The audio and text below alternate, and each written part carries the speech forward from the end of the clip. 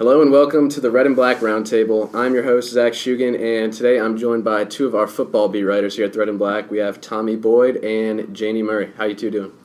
Pretty good. Doing good. Good to be here. So what's the latest been with Georgia football this week? I don't know if you two have been out at any practices this week or if you've been busy. We've had others, but what's some of the latest news, I guess, coming out of practice for Georgia so far? Well, definitely coming off the win over Missouri. I think a little bit of disappointment kind of surrounding the defense there, how the run defense performed. So definitely will be interesting to see how that kind of turns around this weekend because Kirby definitely expressed a lot of disappointment as to that. Yeah, I mean, kind of going off that, I haven't really been out to any practices, but I went out to that Monday media availability, and a lot of the players were just kind of like, seemed disappointed in the way, especially on the defensive side, that game kind of unfolded. And even Jake Fromm said they didn't really play good situational football. And so even talking about Tennessee, who I think is 2-2 so far this season, it kind of like wasn't – their quotes really weren't directed towards them, but more like, what can we fix whenever they come to town? So, yeah, I know. I saw some of the quotes coming out where the players and even Kirby Smart, I said, think it felt like a loss almost, even though they won by 14 points. So definitely should have a good chance to bounce back, I would say, when you got Tennessee coming to town this week. I know Georgia, there's a 31.5-point favorite over the Volunteers, so pretty big spread over a rival like Tennessee.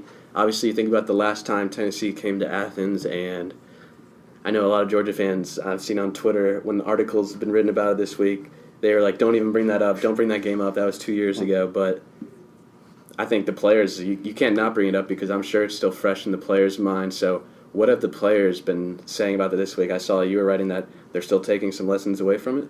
Yeah, I talked to, I guess it was Michael Barnett or Jawan Taylor. I forgot which one of them said it, but it was just like, you're not going to forget it. So even if it's not like something they need to know for this game because they expect it to be that close, it's still just like such a crazy experience to be a part of. So they were still kind of like, it was fresh in their minds, especially that being the last time that Tennessee came here.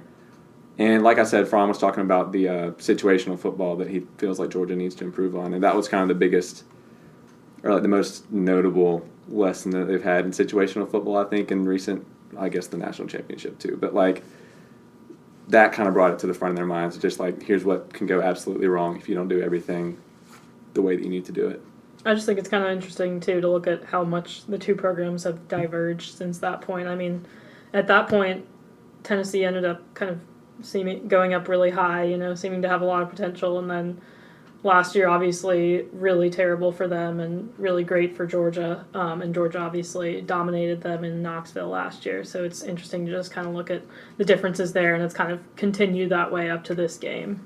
Yeah, for the story, I think I saw that Tennessee's won or lost 13 of 15 SEC games since that point. And they were like, 6-0 or 5-0 after that game in 2016? So, yeah, that's pretty insane.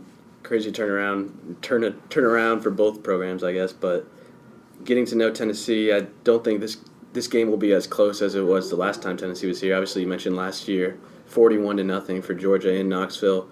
This year, Georgia, 31.5-point favorite, but you got a first-year head coach, Jeremy Pruitt, somebody who I'm sure Georgia fans are very familiar with. He was the defensive coordinator back when Mark Richt was still the head coach here, and most recently, though, he was at Alabama and now going to Tennessee. So what do you think Jeremy Pruitt's telling his team about, I guess, coming to Georgia, and do you think they really expect to win this game against Georgia, or what do you think is the message from Pruitt as his team gets ready to come here?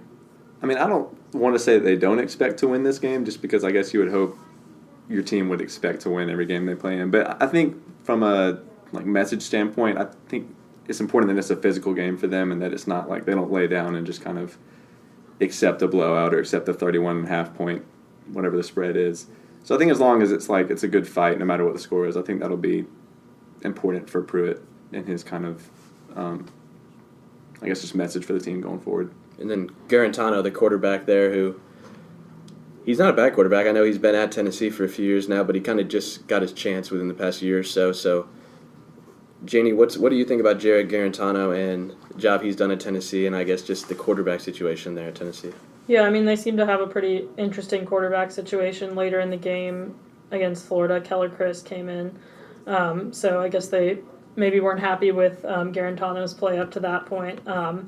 And I'm sure Georgia has the edge at quarterback. So I guess it'll be interesting to see how Garantano does. But, yeah, interesting dynamic there at quarterback as well. So for the Georgia defense going against Garantano, assuming it'll be Garantano, like you said, trying to bounce back from that last week against Missouri where they said it almost felt like a loss. They just didn't play up to their standard, as they said. So what do you think Georgia has to do, Tommy, to start getting back on track against Tennessee? Yeah, I don't know if we talked about this already, but I think there was such an emphasis on pass rush and kind of covering the pass last week against Missouri that they kind of sacrificed a little in the run defense. And so I think if they can kind of find a good balance, especially like you said, Tennessee likes to run the ball. At least they showed that they did last week. So if they can kind of find a balance or emphasize the run defense more even, I think that'll be a good sign of improvement. Yeah, and I think it's probably a good opportunity for them because Tennessee is a pretty run-heavy team, but also not a great team. So it could be a good opportunity for Georgia to kind of get that run defense going again after kind of a rough, disappointing outing that I think all around they thought it was disappointing to allow 4 rushing touchdowns. And Kirby especially said, allowing them to run the ball in the red zone was disappointing to him. So could be a good opportunity to really bounce back before they face some better opponents. Yeah, definitely. I think Tennessee with Garantano, not the same passing team that they were with Joshua Dobbs at quarterback.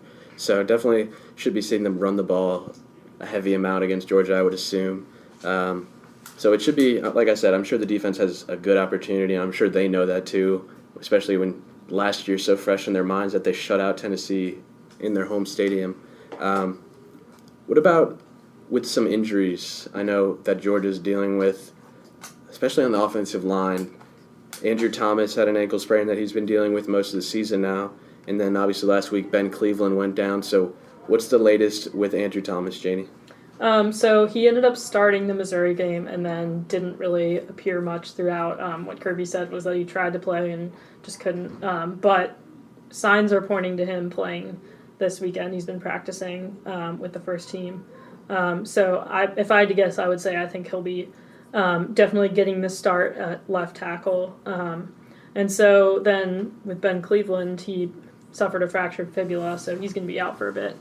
But it looks like possibly Cade Mays might fill in that spot, and he had been filling in for Andrew Thomas, so he might just move on over to right guard for this game at least in place of Cleveland.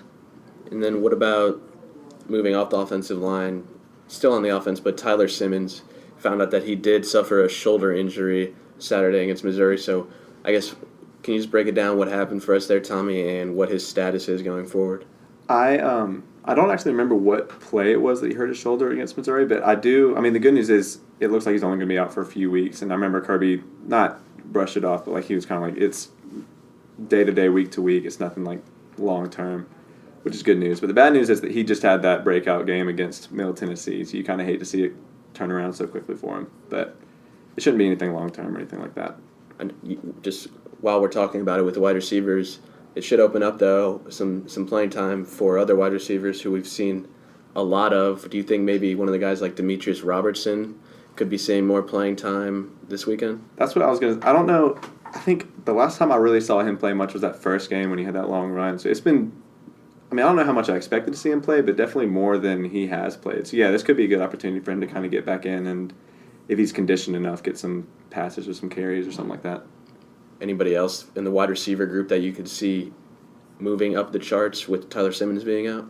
I mean, I think maybe Terry Godwin will have more of an impact. He's been out with various injuries and just really hasn't done much. So maybe here will be the time that he's finally kind of back into that group, back into the swing of things and contributing after, Mecole Hardman and Riley Ridley have both kind of been pulling their weight so far this season.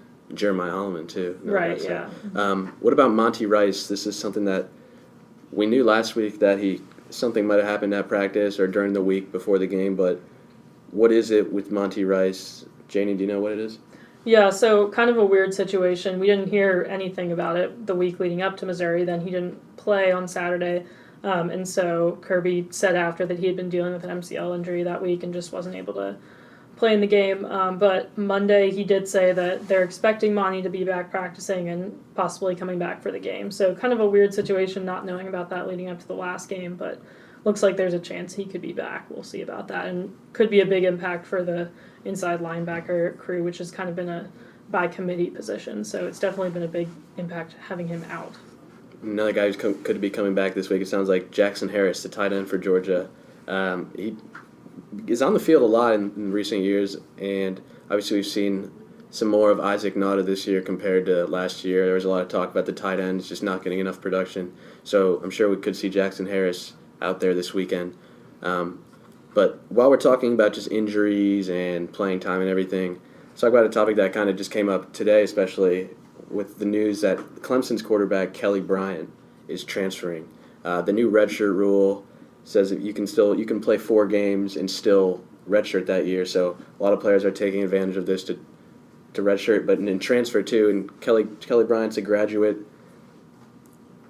I guess just first thoughts on that news out of Clemson. Clemson's a national powerhouse too. So thoughts on that one, Tommy?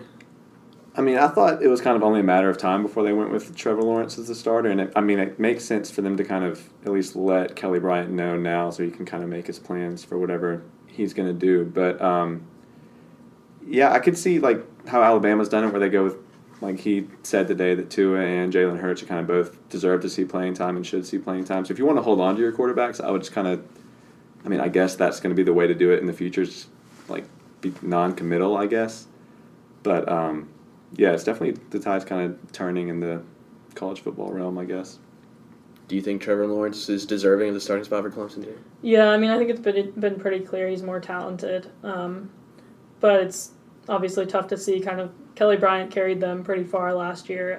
So to see that happen. But at the end of the day, you got to go with who has the more potential. And I think it was pretty clear that was Trevor Lawrence.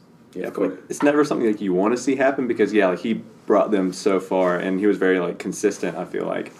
But I don't know if that should warrant you starting over somebody that's been consistently better than you through 4 games or however long it's been. Yeah, like people say it's a business, and of course Nick Saban was the one, like you said, to figure out that you kind of have to be non-committal to keep both, and Dabo Swinney was the one to probably do the right thing morally and let Kelly Bryant know that he was not going to be the starter going forward. But the reason we bring that up is because I think that could be a situation that Georgia runs into here in the near future when you got 2 quarterbacks as talented as Jake Fromm and Justin Fields are. And really, just around the field, not just at the quarterback position, these teams like Georgia, Alabama, and Clemson who stack up so much talent, you're just increasing the chances that one of those players who doesn't see the field will end up leaving your program. So are there any players for Georgia, now that it's been 4 games through their schedule this year, who you think we might see no more of them this year, they might shut them down, or just what are your thoughts on how this rule could affect Georgia moving forward, Tommy? Well, yeah, this will definitely be the week to kind of look and see who's not out there. But when I'm going down the list of freshmen that have been the most impactful, or that I've noticed, I guess, you may have a different list, but, like, you look at Fields, I don't think they're going to redshirt him just because, like you said, the being non-committal, if you want to hold on to your quarterbacks, kind of seems to be the way to go. So I'd expect to see him kind of later into the season too. And with the injuries on the offensive line, I think Cade Mays is still going to have to play. Like I think we said it, he's been practicing in Ben Cleveland's spot. And then James Cook, I think the running back is such like a run-by-committee kind of position that I don't expect for them to redshirt him either. So, and especially with all the new talent coming in, like you said, I don't really see a need for it. Just kind of play while you're here when you can type of approach. Yeah, I definitely don't see any, glaring people that it's like, oh yeah, this would definitely be a great option for them. But it'll just be something interesting to watch throughout all of college football. Is after 4 games, this is the first time we're seeing this dynamic of that could be happening. So definitely be looking out for anybody who's not out there that usually has been.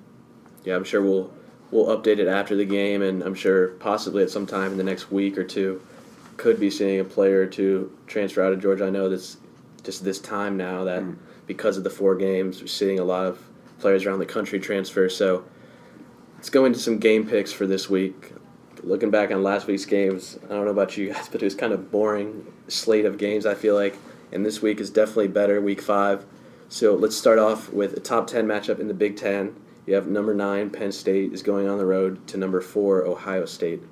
Janey, who do you think comes out on top here? I went with Penn State here. I think it could really go either way, but I feel like Penn State has been able to pull out some of these big games in the past before, and should be a good matchup between those two. Both really powerhouses, probably the two best teams in the Big Ten. Yeah, I think in the opening week of picks in the paper, I think I picked Penn State to be in the Final Four, and then they kind of scared me off after that first week. So I think for this game, I picked Ohio State to get the big win on the road, which, I mean, like you said, I wouldn't really be surprised if it went either way. I expect it to be a close game, but yeah, I think I picked Ohio State. Definitely, like you said, two best teams in the Big Ten there. So this will decide a lot about the Big Ten and the college football playoff going forward. Our ACC team will kind of, they're half ACC team in Notre Dame, and then they're playing Stanford. Obviously, number 7 Stanford versus number 8 Notre Dame. The game is in South Bend. Tommy, who do you think comes out in this one? I don't know why I'm picking so many road games or road teams to win, but I got Stanford. I think I picked a close game again, 24-17. But I just really like the way they fought back against Oregon last week. And so I think they just keep on riding that momentum a little bit. I went with Notre Dame on this one in South Bend, and Stanford did get the win last week, but they've been not necessarily super impressive over the past few weeks. They have continued to win, but I think Notre Dame pulls this one out. They've looked pretty impressive as well. So moving on to the SEC now, this is an interesting matchup, an unranked South Carolina versus number 17 Kentucky Wildcats. So this game's in Kentucky. It's an SEC East matchup. Will determine a lot about, I'm guessing, who finishes behind Georgia in the SEC East. But who do you think wins this one? I think we're going to disagree again for a third time. I got Kentucky up, I think I said by 10. I just really like what they've been able to do on offense so far. And I mean, they've kind of been surprising, but USC looked underwhelming against Georgia, which maybe that was just because it was against Georgia. I don't expect them to look that bad against Kentucky, but I like Kentucky. I'm not yet a Kentucky believer. I am. Amid all this, I'm not on the bandwagon. So I'm going with South Carolina. No, they didn't look great against Georgia, but I still think they're a good team. And I do think they're going to end up being the second best team in the East eventually. All right, well, moving on to Georgia's game. Obviously, Georgia taking on unranked Tennessee Volunteers. They're 2-2 so far. Opened up the season against West Virginia there in Charlotte. Took a beating against Will Grier and the Mountaineers. Their 2 wins came against Eastern Tennessee State and UTEP, and they were both good wins for Tennessee. But then last week against Florida in Knoxville, Florida came to town, and not as good as Georgia put a beating on them, but it was definitely Tennessee did not look great. So who do you think wins, and what do you think the score is, Janey? So I picked Georgia 42-3. I think Georgia definitely bounces back from, I guess, an uninspiring performance at Missouri. Gets a pretty dominant victory at home, not unlike last year. Yeah, I said Georgia 42-10. Just, pretty much for the same reasons. I guess I give Tennessee a touchdown, but yeah. Well, obviously, assuming Tennessee would lose this game, it doesn't get any easier for them going forward. You look at their schedule. Next week, Tennessee has Auburn, and the week after that, Alabama. The week after that, South Carolina. So a tough 5-game stretch for Tennessee. I can't imagine really a tougher 5-game stretch. You want to throw a Clemson in there too, might as well. But Georgia, next big matchup looming large, I think, is the LSU one for sure. You got this, and you have Tennessee or Vanderbilt in between. So I guess we'll be back for more with those games, but that is all we have for this episode of the Red and Black Roundtable. We'll be back. We're going to break this game down on Sunday, and it'll be out on Monday for everyone to listen to. But for Tommy Boyd and Janey Murray, I'm Zach Shugan, and thank you for listening to the Red and Black Roundtable.